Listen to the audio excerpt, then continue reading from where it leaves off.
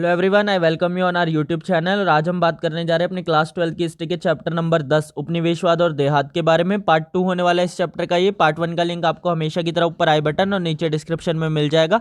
Notes और important questions का link भी आपको नीचे डिस्क्रिप्शन में मिल जाएगा। साथ ही साथ टेलीग्राम और व्हाट्सअप का लिंक भी नीचे दिया गया है ताकि कोई भी डाउट होने पर आप हमसे पर्सनली डिस्कस कर सके। तो फिलहाल के लिए इस चैप्टर को शुरू करते हैं। देखिए, ये सब टॉपिक्स हम पहले ही डिस्कस कर चुके हैं। ईस्ट इंडिया कंपनी, पांचवी रिपोर्ट, पहाड़ी लोगों के बारे में, बुकानन का जो दौरा हुआ था उसके बारे में, संथाल, रैयतवाड़ी व्यवस्था और दक्कन दंगा के बारे में इस वीडियो के अंदर हम डिस्कस करेंगे और इसी के साथ आपका चैप्टर कंप्लीट हो जाएगा। तो चलिए शुरू करते हैं।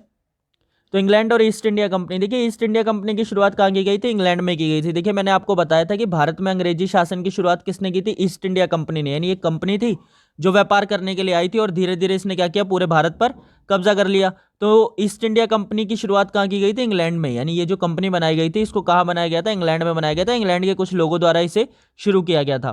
तो 1760 के दशक के बाद, ये 1960 नहीं है, 1760 है, आपको याद रखना है, मे बी मिस टाइप हो गया।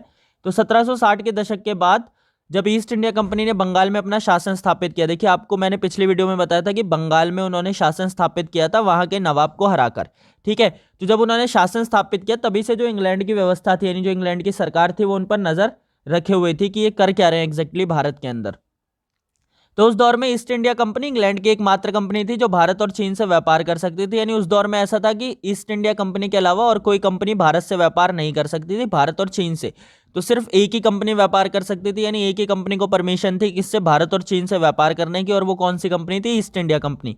इसी वजह से इंग्लैंड के कई व्यापारी वर्गों ने इसका विरोध करना शुरू किया क्योंकि वह भी भारत और चीन में आकर व्यापार करना चाहते थे। तो अब जो इंग्लैंड के अंदर बाकी व्यापारी थे ना, जो और व्यापार कर रहे थे, तो उन्होंने इस चीज का विरोध किया।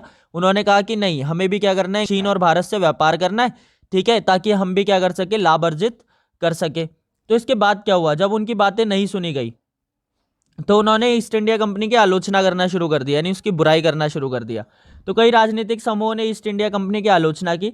उन्होंने कहा कि भाई जो बंगाल पर जीत हुई है, यानी बंगाल पर जीत करके जो वहां पर शासन स्थापित किया गया ना, उसका फायदा सिर्फ ईस्ट इंडिया कंपनी को मिल रहा है।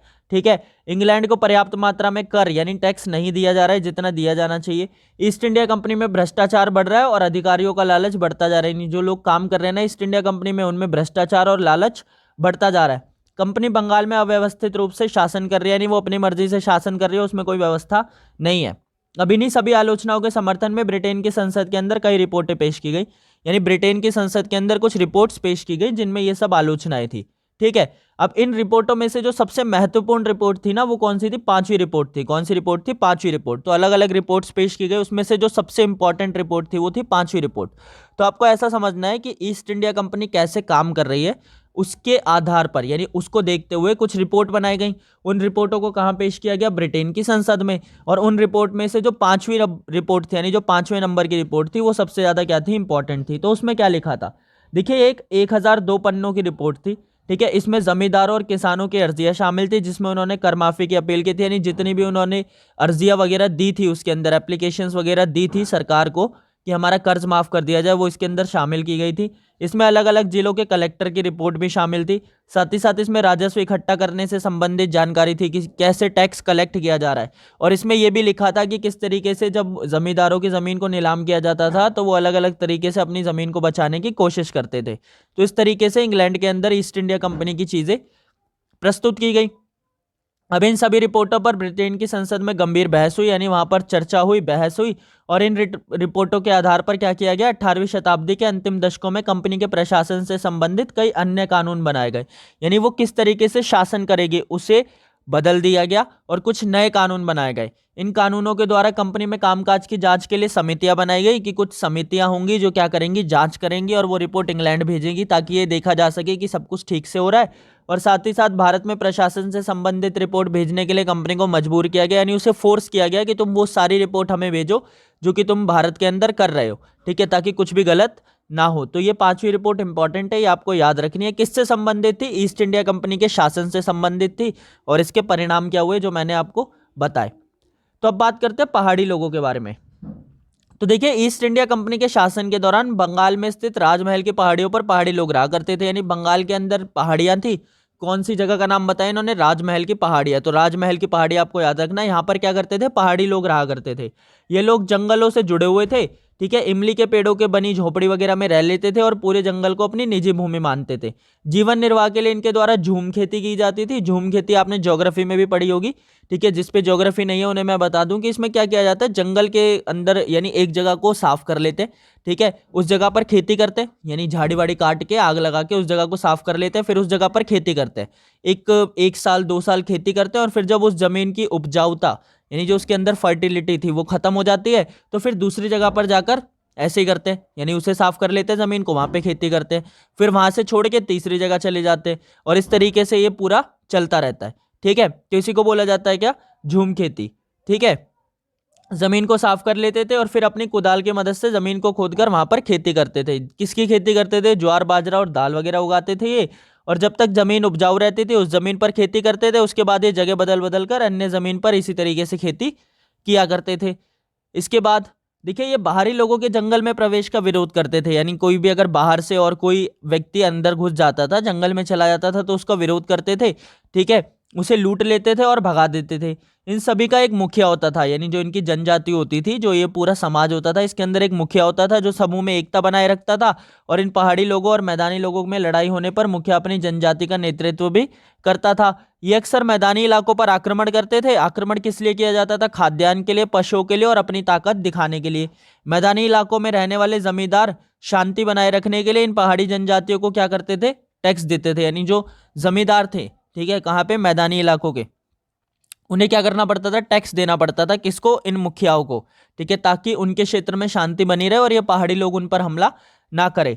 ठीक है, इसी प्रकार यदि कोई व्यापारी पहाड़ों से होकर गुजरता था, यानी अगर किसी व्यापारी को पहाड़ों से होकर जाना है, उसको कहीं और डिलीवरी देने जाना है और उसका रास्ता वही है, तो उसे क्या करना पड़ता था, इन पहाड़ी जनजातियों के मुखिया को टैक्स देना पड़ता था, ताकि वह उसे निकलने दे उस रास्ते से और उस पर हमला ना करे। तो इस तरीके से व्यवस्था चलती थी। अब जब अंग्रेज आए तो पहाड़ी जनजातियों का क्या हुआ, देखिए 18वीं शताब्दी के अंतिम दशकों में अंग्रेजों ने जंगलों की कटाई को प्रोत्साहित किया। ऐसा उन्होंने क्यों किया, देखिए उनको कटाई करने से क्या फायदा था, तो देखिए इस कटाई के कारण क्या होता है कि खेती करने योग्य भूमि ना बढ़ जाती है, यानी और ज्यादा खेत पैदा हो जाते, वो जमीन पर वो और ज्यादा खेती कर सकते। ठीक है, तो इससे क्या होता, अंग्रेजों को ज्यादा टैक्स मिलता, ज्यादा राजस्व मिलता, इसीलिए उन्होंने जंगलों को काटना धीरे धीरे शुरू किया। अब जंगल में रहने वाले लोगों को ना अंग्रेज मानते थे कि भाई ये तो असभ्य और उपद्रवी है, यानी ये ज्यादा फालतू के काम करते हैं, इनमें कोई सभ्यता नहीं है। ठीक है, तो उन्होंने इन लोगों को नियंत्रण में करके सभ्य बनाने का और खेती में लगाने का निश्चय किया। उन्होंने डिसाइड किया कि भाई हम इन लोगों को समझाएंगे और फिर इनसे खेती करवाएंगे, तो इससे क्या होगा कि वो जमीन पर खेती होगी, उससे हमें ज्यादा टैक्स मिलेगा। ठीक है, इनसे खेती कार्य में वृद्धि होगी और अंग्रेजों को अधिक कर मिलेगा। धीरे धीरे जंगलों का सफाया किया जाने लगा और इस क्षेत्रों में कृषि बढ़ने लगी। अब इन सभी वजहों से पहाड़ी लोगों को ऐसा लगा कि भाई जो ये मैदान के लोग हैं ना, वो जंगलों पर कब्जा करना चाहते हैं और उन्हें मारना चाहते हैं। इस वजह से पहाड़ी लोगों ने मैदानी लोगों पर और ज्यादा हमले करने शुरू कर दिए। अब वो ज्यादा हमले करने लगे क्योंकि वो डर गए थे। ठीक है, इन आक्रमणों को रोकने के लिए अंग्रेज अधिकारियों ने 1770 के दशक में पहाड़ी लोगों को मारने की क्रूर नीति अपनाई, यानी अब जो भी पहाड़ी दिखता था वो उसे मार देते थे। ठीक है, पर यह नीति पूरी तरीके से असफल रही, इससे कोई फायदा नहीं हुआ, उल्टा उनका गुस्सा और ज्यादा बढ़ गया। तो 1780 के दशक में भागलपुर के कलेक्टर, यानी ये जगह का नाम याद रखना है आपको, भागलपुर के कलेक्टर जो थे अगस्टस क्वींसलैंड, उन्होंने शांति की एक नीति बनाई। उसके अंदर ये क्या करते थे कि ये पहाड़ी मुखियाओं को हर वर्ष कुछ भत्ता देते थे, यानी कुछ पैसे देते थे, ताकि वे मैदानी क्षेत्रों पर आक्रमण ना करें और शांति बनाए रखे। परंतु बहुत से मुखियाओं ने तो इसको माना ही नहीं, यानी अलग अलग जाति के जो मुखिया थे तो उन्होंने तो इसे माना ही नहीं, और जिसने माना उनके लोगों ने उसे ही हटा दिया, यानी उसे मुखिया पद से ही हटा दिया। तो इस तरीके से इस व्यवस्था का कोई समाधान नहीं हो सका। इसी बीच बुकानन था। तो बुकानन एक व्यक्ति था, वो क्या था, एक चिकित्सक था वैसे तो, पर उसे घूमने फिरने का भी शौक था। ठीक है, तो उन्होंने राजमहल की पहाड़ियों का दौरा किया। बुकानन के बारे में आपको ये याद रखना है कि ये कौन था, ये अंग्रेज ही था। ठीक है, जो कि एक चिकित्सक था और उसे घूमने फिरने का शौक था। तो 19वीं शताब्दी के प्रारंभिक वर्षों में बुकानन ने राजमहल की पहाड़ियों का दौरा किया, यानी इस जगह का दौरा किया। ठीक है, ये एक अंग्रेज अधिकारी था। वह जहां भी गया उसने अपनी हर बात का वर्णन अपनी डायरी में लिखा। तो उसने लिखा कि यह क्षेत्र एक खतरनाक क्षेत्र था, यानी ये पहाड़ी क्षेत्र क्या था, बहुत ज्यादा खतरनाक था। यहाँ पर बहुत ही कम यात्री आने की हिम्मत करते थे। उसके अनुसार पहाड़ियों के निवासियों का व्यवहार शत्रुतापूर्ण था और ये बाहरी अधिकारियों से बात करने को तैयार नहीं थे। ठीक है, ऐसा क्यों था, क्योंकि देखिए अंग्रेजों ने जमीन काटी थी, उनको पीछे ढकेल दिया था। ठीक है, उनके लिए समस्या बढ़ गई थी, तो इसी वजह से वो क्या था, किसी से भी बात करने को तैयार नहीं थे पहाड़ी लोग, और सीधा आक्रमण कर देते थे। ठीक है, वे अंग्रेजों को एक ऐसी शक्ति के रूप में देखते थे जो जंगलों को काटकर पहाड़ी लोगों के जीवन को बदलना चाहते थे। तो ये बुकानन ने लिखा अपने जो भी उसका वृतांत था उसके अंदर। ठीक है, इसके बाद क्या हुआ, देखिए इसके बाद आए संथाल। अब संथालों की क्या स्टोरी है, देखिए हुआ क्या कि पहाड़ी समुदाय को सभ्य बनाने और कृषि के लिए प्रेरित करने के लिए अंग्रेजों द्वारा किए गए सभी प्रयास क्या हो गए, विफल हो गए। यानी अंग्रेजों ने जितनी भी कोशिश की कि भाई वो पहाड़ी लोगों को समझा बुझा ले, उनसे खेती करवा ले, वो सब तो हो गया बेकार। उन्होंने किसी की नहीं सुनी, पहाड़ी लोग आक्रमण करते रहे और समस्या बनी रही। अब अंग्रेजों को ऐसे लोगों की जरूरत थी जो जंगल को साफ करके बनाए गए क्षेत्र में रह सके और खेती कर सके। तो अब उन्हें कोई तो चाहिए था ना, यानी वो जो जंगल उन्होंने काट के जो खेत बनाए थे उस पर खेती करने के लिए। तो इस दौर में अंग्रेजों का ध्यान ना संथाल समुदाय की ओर गया। अब संथाल समुदाय कौन था, देखिए 1780 के दशक के आसपास से संथाल बंगाल में आने लगे थे, यानी ये भी एक समुदाय था संथाल, ठीक है, यानी एक तरीके से जाति समझ लीजिए आप। तो ये बंगाल में आने लगे थे। उस दौर में जो था ना, जमींदार क्या करते थे, इन संथालों को अपने यहाँ रखते थे, उनसे खेती करवाते थे और उनको पैसे दे देते थे, सिंपल सा था। तो अंग्रेजों द्वारा इन्हें पहाड़ी इलाकों में बसाया गया। अब अंग्रेजों ने दिमाग लगाया और उन्होंने सोचा कि क्यों ना हम इन संथालों को वो जमीन दे दे, ठीक है।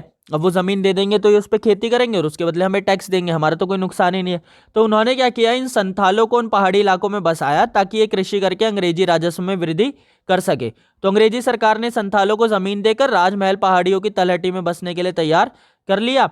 यहाँ पर जमीन के एक बहुत बड़े जो हिस्सा था उसे संथालों की भूमि घोषित कर दिया गया और इस इलाके को क्या कहा जाने लगा, दामिन ई कोहो कहा जाने लगा। ये एक मार्क्स में पूछा जा सकता है, तो ये आपको याद रखना है, क्या कहा जाता था, दामिन ई कोहो का नाम दिया गया। ये क्या थी, संथालों की भूमि थी। इस क्षेत्र के चारों तरफ सीमाएं बनाई गई, इसका नक्शा तैयार किया गया और इस क्षेत्र में आने के बाद संथालों की संख्या भी धीरे धीरे बहुत तेजी से बढ़ने लगी। संथालों के गांव की संख्या 1830 में जो लगभग 40 के आसपास थी, यानी सिर्फ 40 गांव थे, वो 1851 यानी सिर्फ 21 साल में बढ़कर 1473 तक पहुंच गए, यानी 1473 गांव हो गए, ठीक है। और इसी दौर में जनसंख्या जो पहले सिर्फ 3000 थी वो बढ़कर कितनी हो गई, 82,000 से भी ज्यादा हो गई। तो इससे आप अंदाजा लगा सकते हैं कि किस तरीके से इनकी वृद्धि हुई सिर्फ 21 सालों में। फिर क्या हुआ, देखिए संथालों के आने की वजह से पहाड़ी लोगों के जीवन पर बुरा प्रभाव पड़ा। ऐसा क्यों हुआ, क्योंकि उन्हें जंगल के अंदर जाना पड़ा और क्योंकि बाहर तो अब संथाल रहने लगे थे, ठीक है, तो उन्हें जंगलों में और अंदर जाना पड़ा ताकि वो ढंग से रह सके, ठीक है। और उपजाऊ भूमि का क्या हो गया, अभाव हो गया, क्योंकि जंगल के अंदर इतने बड़े बड़े पेड़ों को काट कर चीजें बनाना, खेती करना बिल्कुल भी आसान नहीं था। तो इस वजह से उपजाऊ भूमि का अभाव हो गया। शिकारियों को भी समस्याओं का सामना करना पड़ा क्योंकि शिकार मिलना मुश्किल हो गया। दूसरी तरफ जो संथाल थे, यानी पहाड़ी लोगों के जीवन तो खराब हो गया, जबकि जो संथाल थे उनका जीवन पहले से बेहतर हो गया। अब वह खाना बदोश की जगह एक स्थायी खेती करने वाले किसान के रूप में रहने लगे। खाना बदोश का मतलब पहले घूमा करते थे, इधर उधर मजदूरी करते थे, अब वो एक जगह रहने लगे, अंग्रेजों ने उन्हें भूमि दे दी तो वो वहीं पर ही खेती करने लगे। धीरे धीरे वह बाजार के लिए वाणिज्यिक फसलें भी उगाने लगे, जिसे वो बाजार में बेचा करते थे और साहूकार से लेन देन भी करने लगे। इसी दौर में अंग्रेजी शासन द्वारा कर में वृद्धि कर दी गई और साहूकार भी ब्याज की ऊंची दरें वसूलने लगे। तो इस वजह से संथालों को गुस्सा आया, क्योंकि इनकी स्थिति खराब होती जा रही थी धीरे धीरे। तो उन्होंने इनके खिलाफ क्या कर दिया, विद्रोह कर दिया। अब इस विद्रोह को शांत करने के लिए एक परगना यानी संथाल परगना नामक क्षेत्र का भी निर्माण किया गया, जहां पे और संथाल रह सकते थे। तो आपको इतना याद रखना है, ठीक है। यहाँ पर एक चीज आपको याद रखनी है, देखिए कुदाल को पहाड़ी लोग हल को संथालों का प्रतीक माना जाता है, यानी जो कुदाल है ना उसे पहाड़ी लोगों का और हल को संथालों का प्रतीक माना जाता है, क्योंकि पहाड़ी लोग कुदाल से जमीन खोदकर खेती करते थे, जबकि संथाल हल का प्रयोग करते थे कृषि के लिए। तो यहाँ पर आपको एक याद रखना है, अगर आपको कभी भी कुदाल और हल के बारे में पूछे, यानी कुदाल और हल का किसके बारे में बताया गया है, तो देखिए कुदाल पहाड़ी लोगों के लिए और हल संथालों के लिए प्रतीक माना गया है, ठीक है। क्योंकि जो पहाड़ी लोग थे ना वो कुदाल से जमीन खोदकर खेती करते थे और जो संथाल थे वो क्या करते थे, खेती करने के लिए हल का प्रयोग करते थे। इतना सिंपल है ये, ठीक है। इसके आगे देखते हैं क्या हुआ। देखिए अब बंगाल वाला पूरी कहानी खत्म हो चुकी है, संथाल पढ़ लिया हमने, पहाड़ी लोग पढ़ लिए, सब कुछ खत्म हो चुका है। अब हमें पढ़ना है रैयतवाड़ी व्यवस्था के बारे में, जो कि कहां पर थी, भारत के दक्कन क्षेत्र में थी। तो अंग्रेजी प्रशासन द्वारा 1820 में भारत के दक्कन क्षेत्र में, दक्कन क्षेत्र आपको मैंने बताया था पिछली वाली वीडियो के अंदर, आप एक बार उस वीडियो को जरूर देखना। तो वहां पर क्या किया गया, रैयतवाड़ी व्यवस्था को लागू किया गया। इस कर व्यवस्था में किसानों पर बहुत अधिक मात्रा में कर लगाए गए, जिसको चुका पाना किसानों के लिए बहुत ज्यादा क्या हो गया, मुश्किल हो गया। यानी इतना ज्यादा टैक्स लगा दिया कि किसान चुका ही नहीं पाते थे, ठीक है। कई बार कर चुकाने के लिए किसान क्या करते थे, साहूकारों से ब्याज पर उधार ले लेते थे। अब इस वजह से वह कर्ज और कर के बीच क्या हो रहे थे, मरे जा रहे थे। यानी एक तरफ तो कर्ज था, दूसरी तरफ कर था, दोनों के बीच वो दबे जा रहे थे। इसी दौर में आगे जाकर क्षेत्र में बहुत बड़ा अकाल पड़ा, जिस वजह से कृषि और खराब हो गई, ठीक है। पर अंग्रेजी शासन ने कर में कोई कमी नहीं की, तो इन सब वजहों से किसानों की समस्या और ज्यादा बढ़ गई। इसके बाद क्या हुआ, कपास की खेती होनी शुरू हुई। तो देखिए 1861 में अमेरिका में ना गृह युद्ध शुरू हो गया, जिस वजह से इंग्लैंड और अमेरिका के बीच जो कपास का व्यापार था वो खत्म हो गया। यानी पहले जो इंग्लैंड में ज़्यादातर कपास जाता था वो कहाँ से जाता था, अमेरिका से जाता था। पर क्योंकि अमेरिका में गृह युद्ध शुरू हो गया तो ये तो बंद हो गया, तो इस वजह से अब ये कपास कहाँ से जाने लगा, भारत से जाने लगा। तो इस दौर में भारत के दक्कन क्षेत्र में कपास के उत्पादन को प्रोत्साहन दिया गया ताकि यहाँ पर ज़्यादा कपास उगे तो वो ज़्यादा बेच सके। किसानों ने साहूकारों से बहुत ज़्यादा कर ले लिया और मन लगाकर कपास की खेती की। उनकी स्थिति में थोड़ा सा सुधार भी आया, पर जैसे ही अमेरिका का गृह युद्ध खत्म हुआ किसानों की स्थिति फिर से क्या हो गई, खराब हो गई। ठीक है, उनके सर पर अब कर्ज और ज़्यादा बढ़ चुका था और कपास की खेती, यानी जो उन्होंने कपास की खेती के लिए कर्ज लिया था वो और ज्यादा बढ़ चुका था। पर कपास की मांग तो लगभग ना के बराबर हो गई थी, अब तो कपास चाहिए ही नहीं था क्योंकि अमेरिका के अंदर गृह युद्ध खत्म हो गया था और फिर से वहां पर कपास सप्लाई होने लगा था। अब इन सभी समस्याओं की वजह से क्या हुआ, दक्कन दंगे हुए, क्योंकि किसानों के ऊपर बोझ बढ़ता जा रहा था, कर बढ़ता जा रहा था, ब्याज बढ़ता जा रहा था, पर कोई समाधान नहीं था। और ना तो अंग्रेजी सरकार पीछे हटने को तैयार थी, ना ही साहूकार। तो इस दौर में किसानों ने क्या किया, देखिए 12 मई 1875 को किसानों ने विद्रोह की शुरुआत की है। विद्रोह साहूकारों और अंग्रेजी शासन के विरुद्ध था क्योंकि वो बहुत परेशान हो चुके थे इन सब चीज़ों से। इसकी शुरुआत पुणे में स्थित एक जगह सूपा से हुई। इस विद्रोह में बहुत सारे साहूकारों को मार दिया गया और उनके खेतों को जला दिया गया और माल गोदामों को लूट लिया गया। ठीक है, ये उस दौर के सबसे बड़े दंगों में से एक रहा। ठीक है, इस दंगे के अंदर कई साहूकारों की जानें चली गई और बड़ी मात्रा में क्या हुआ, संपत्ति का नुकसान हुआ। तो इस तरीके से किसानों ने जो उनके साथ अत्याचार हो रहा था उसके खिलाफ क्या की, आवाज उठाई और हुआ दक्कन दंगा। ठीक है, ये टॉपिक भी हमारा यहीं फिनिश हो जाता है। पूरे चैप्टर के सभी टॉपिक्स हमने डिस्कस कर लिए, दोनों पार्ट्स को देखिए। ठीक है, तभी आपको चीज़ें अच्छे समझ आएंगी। नोट्स का लिंक आपको नीचे डिस्क्रिप्शन में हमेशा की तरह मिल ही जाएगा।